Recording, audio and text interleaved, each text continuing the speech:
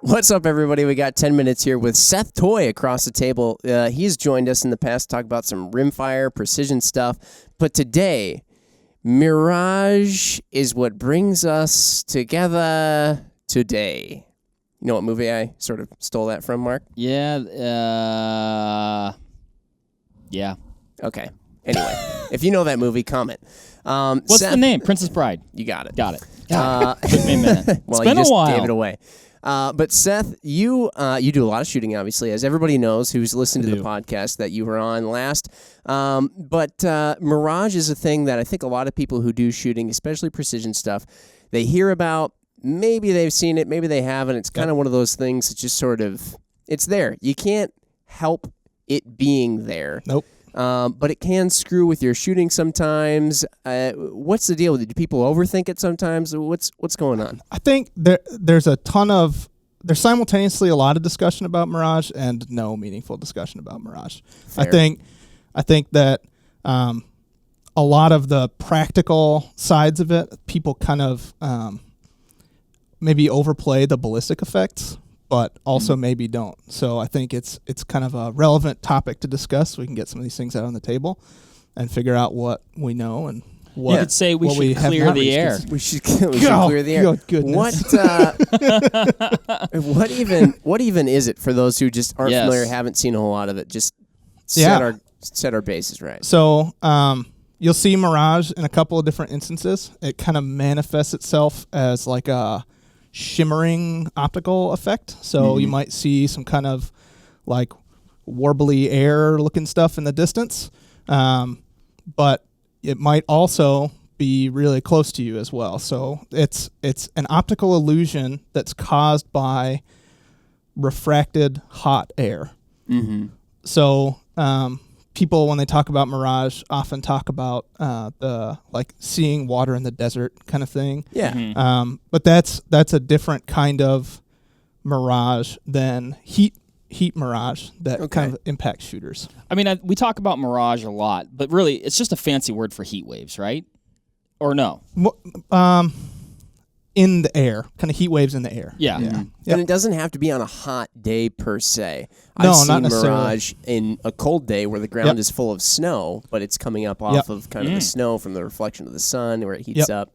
Whenever there's a difference in temperature between the ground or whatever object you're shooting over and the air, that temperature differential will cause that kind of warbling heat. What about like moisture in the air or like humidity, things like that? How does that affect it? So whenever you're dealing with Mirage, you're dealing with a difficulty resolving your target at distance. So you kind of have a hard time seeing what's going on. Mm-hmm. High moisture quantity in the air is going to kind of create that misty, dull sort of effect.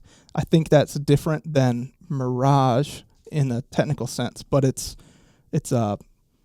results in kind of the same thing, which is you having a hard time seeing the target because there's a bunch of smuts in the air. Gotcha. Yeah. What I guess my thought, right, wrong, otherwise, I was like, well, it seemed like it would almost be like exhibit more if... I know, like, for some reason in my head, I feel that that intuitively comes up, but also I do get the fact that it can be different. It's not necessarily like the humidity doesn't cause the Mirage. Right? No. Right. I just didn't know if it'd be like more visible because of the humidity. I don't know. When you've got a lot of air and you can notice it because it's dense or whatever, it'll kind of create the same difficulty in seeing your target. Gotcha. So what is it? Is the main thing that it's going to screw with you on when you're shooting? Is it just that I'm having a hard time seeing the target? Target looks kind of blurry. That's what I know. I've noticed when I've seen Mirage primarily is just that it is difficult to resolve. The target. Yeah, that's the primary thing, and I think that because it's kind of doing an image shift, people are concerned that it's going to have some ballistic impact as well, and so I mean you're only able to hit targets that you see, really. And so if you can't see it, that might hinder your ability to hold on the target well. But I think that there are maybe some other physical things going on in the ballistics that create Mirage that might be affecting your bullet differently, and it might be indirectly Mirage, if that makes sense. So something that's causing Mirage could also be causing a ballistic effect. Yes. but the two aren't necessarily related. It's not like the Mirage made me miss. Is that what you're getting at? Maybe? Yeah, probably not. Okay. But that's the gray area of the community. So we can still blame it though, right? Oh yeah. So Okay. I would be. It always sounds good when you say, it's the Mirage. Oh, wow. Mirage got me again. Couldn't possibly have been anything No. here or here. That's not me. It's you. Yeah, exactly. No, I would be curious to see what if Ian Clem or Scott Parks have done some real studies to see, but I think it would be really hard to isolate between the atmospheric things that are going on and the optical things that are going on. Okay.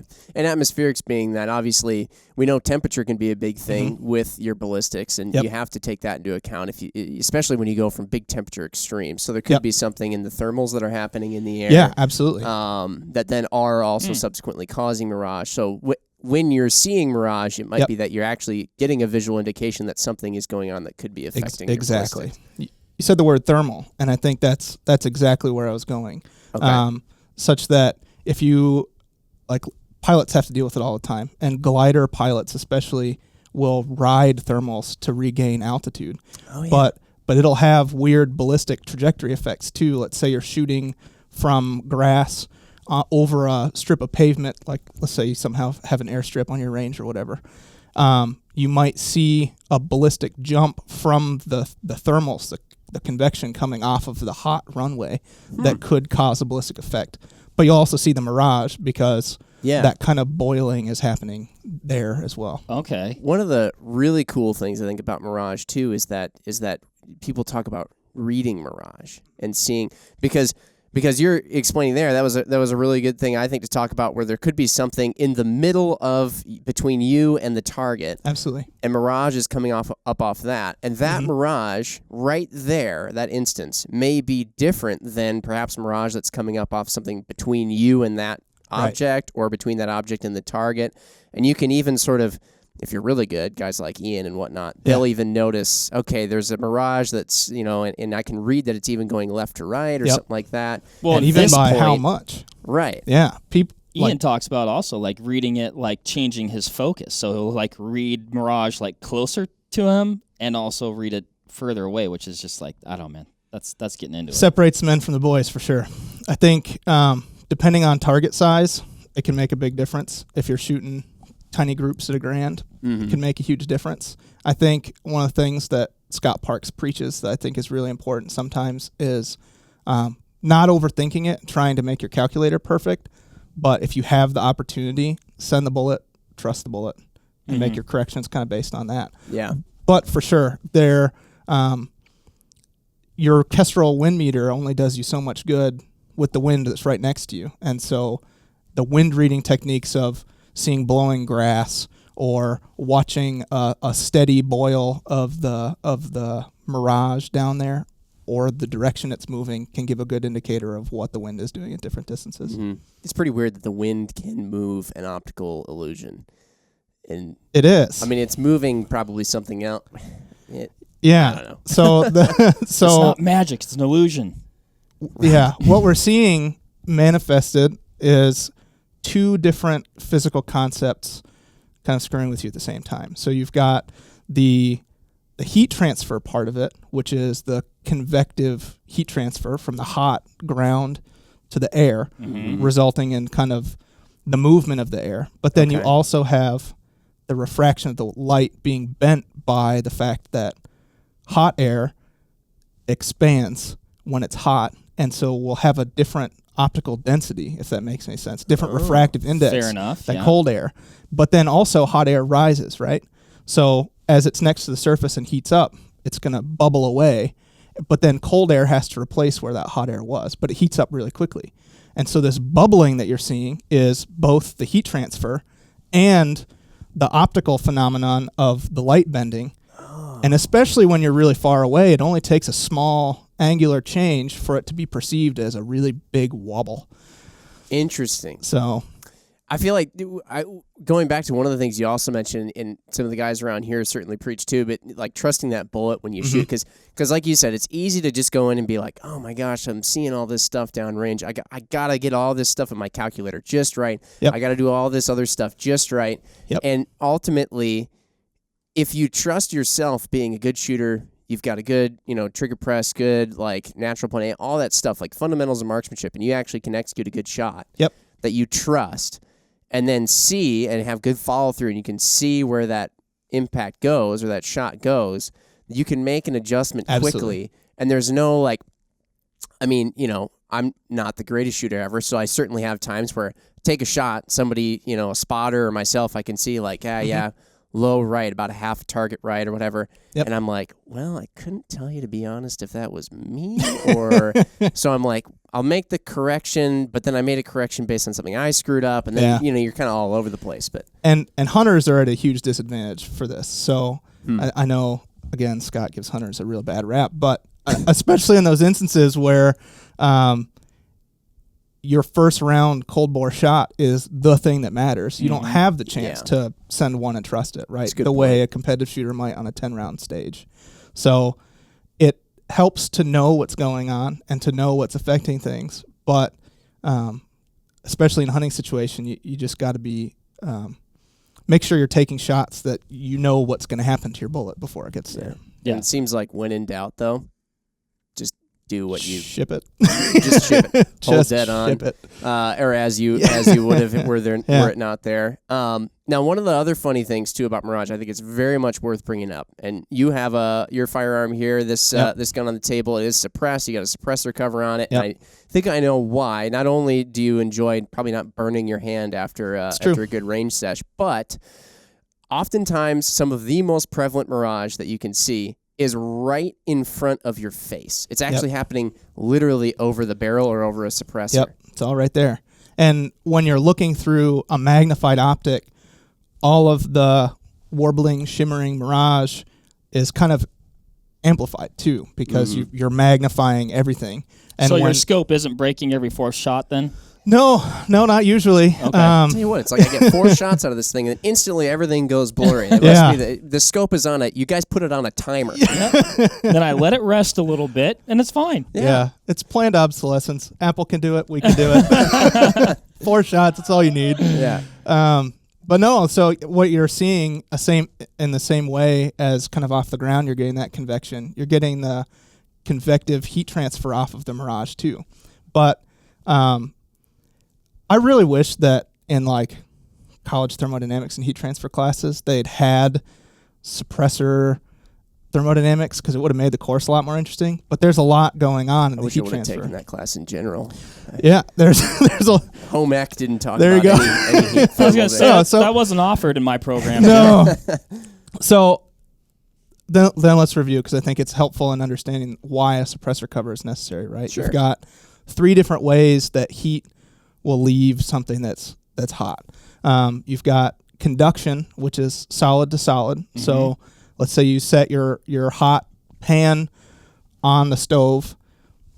It's going to conduct heat from solid to solid. You're going to have the convection, which is from the solid to the air.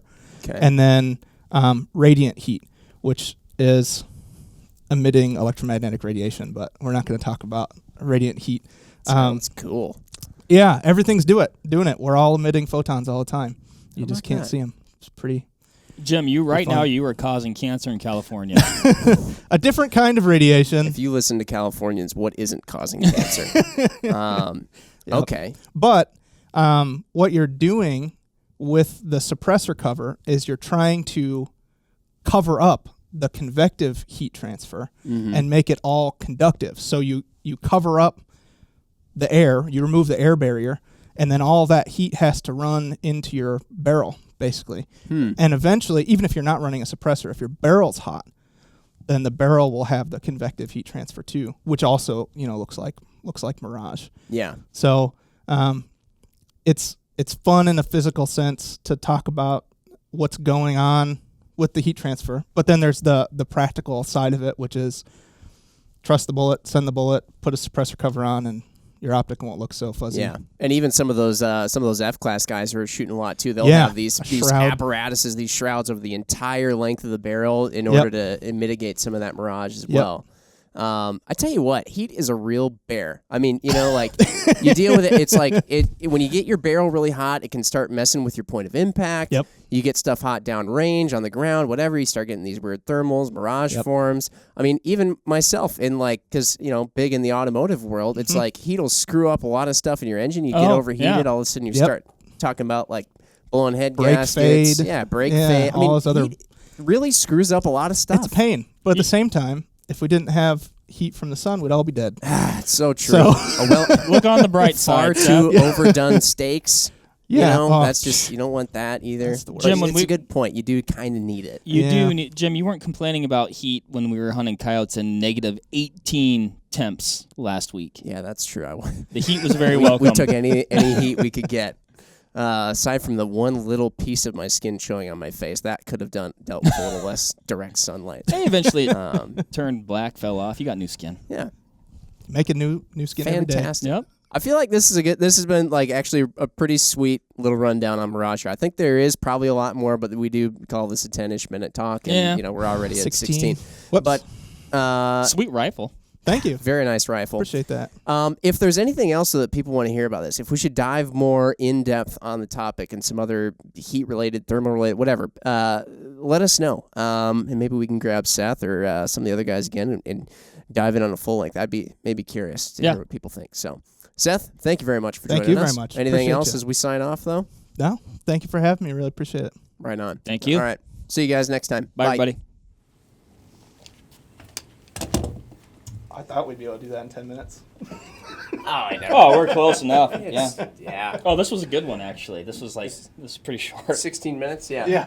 The last couple we've been pushing that, 20 is forbidden. Yeah, It's just, you hit 20. If we hit 20. Fade to black. I do have a question, and maybe we covered it and I missed it. Yeah. But what about a more major discrepancy in temperature? Like if you're talking about Mirage off your barrel, but like Jim and I, like I said, negative 18, right? But if you ripped a bunch of rounds through your barrel and it got hot, would that show more Mirage because there's that temperature differential? Or it might happen more quickly. I think it'll happen probably more quickly. Okay. And it'll take longer for it to go away. So It would take longer for it to go away. Yeah, because the heat can only transfer so fast. So there's a rate associated with how quickly it can go from the solid barrel to the air. Even if it's crazy cold out. Even if it's crazy cold out, there's a physical limitation to how much energy can go from one to the other. And so it'll probably look different because the air will be trying to get out of the way a lot faster and coming back in. But I think, I'm not a PhD physicist, but from what I remember from heat transfer, there's kind of a defined rate about how quickly it could cool off. Interesting. Well, that is cool. Yeah. Very much. And then on the radiant side of things, radiant heating, that's weird, is you might see whenever people run a suppressor on a machine gun really fast, and then all of a sudden that red hot glow. Yeah, right.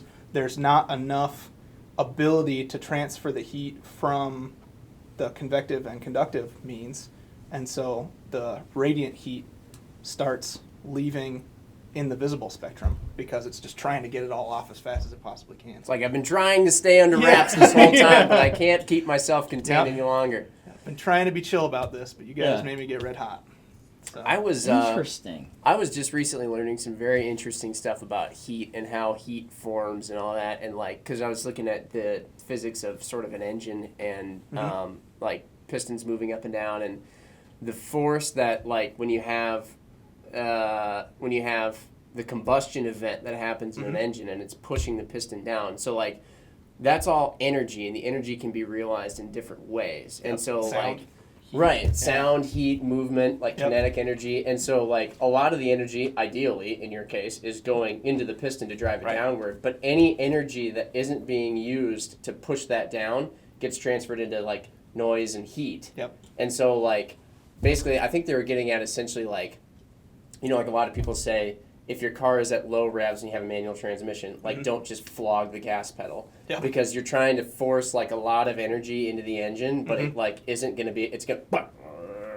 So the pistons can't move very much, so all that energy has to go somewhere, and then you can heat things up too quickly and start to you like get weird stress fractures from different rates of thermal expansion. And and I've noticed that too, like if you're trying to wrench on something and you've got a bolt and it's stuck, and you're like. And you're just like putting all this energy into it, but it's not. But it's not moving. And so like the energy has to go somewhere, and you go to like touch it, and you're like, it hasn't even moved. And you're like, oh, like it burns, and you're like, all the energy that I just put into that is now just all this wasted heat energy. It did not go into kinetic. No, it's wild when you get into that energy and heat and all that stuff is crazy. It's so cool to see stuff that you do all the time. And then hear it described in physical ways because it's like, oh yeah, there's a mechanism for all of this, and like that's it why wasn't that long. It wasn't that long ago. We had no idea what was going on either, which is pretty cool that people have the ability to specialize in spending their whole life trying to figure out how bubbles work. You know, because they don't have to constantly stoke the fire and cut down trees just to survive. You can sit in your lab with your cush little life and figure out how bubbles form. Like, there's one of my somebody was 6 and like I've got a question. Yeah, and like just broke from that point forward. They've just been. How do bubbles form? Like you've got a glass of champagne. You've already had several glasses of champagne, and you just sit there and wonder, how do we go from no bubble to bubble? How? It's a good point. And there are people that if you're spend their whole life doing that. Constantly worried about starving or freezing to death, you can't wonder how do bubbles form without starving or freezing to death. That's right. That's right. Which is why it doesn't make it very. I've got it. Finally. Oh man. Man, I've not been what an putting interesting enough world thought we live in. to what's going on in my bush light, I guess. Do you think? Here, honestly, I just thought it was just delicious. Some of life's best questions come up like 2 beers deep, just staring into the third beer. You think of some really great questions. It's true. That dark elixir that is Guinness. I just look at it and I'm like, how does it work? Hey, I got a question.